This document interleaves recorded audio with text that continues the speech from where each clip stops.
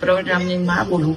મારો દીકરો દારૂનો ધંધો નહોતો કરતો, વ્યાજ વટાવનો નહોતો કરતો, કોઈની પાસે પૈસા લેવા નહોતો, કોઈને હેરાન નહોતો કરતો.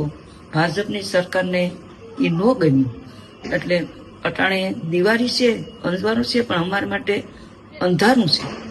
હું મારા પ્રવીણને અહીંયા વર્ષદીનો દીકરો છે.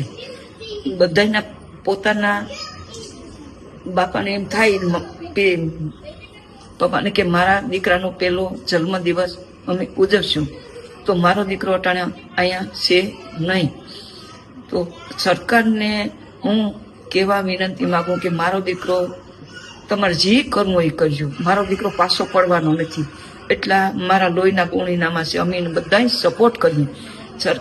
ખેડૂત માટે એને જીવ દેવો હોય તો એ દઈ દે.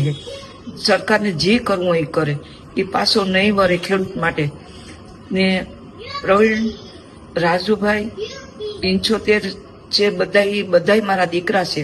હું બધાને કહેવા માંગુ કે તમે કોઈ પાછા પડતા નહીં. ને પ્રવીણ પાછો નહીં પડે. એને ખેડૂત જો જાગૃત તમે નહીં થાવ તો તમારે માટે લડવા વાળું કોઈ રહે નહીં.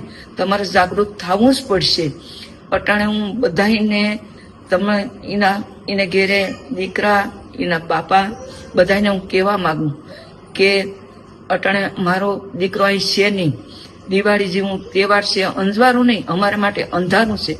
હું બધાને એટલી વિનંતી ખૂબ કરું કે બધાને શક્તિ દે ને બધાને હિંમત દે ને મારા દીકરાને સપોર્ટ કરે. એટલે એ હિંમતનો આરે લડવામાં એ ખૂબ એને ક્રેટ રહે. ખૂબ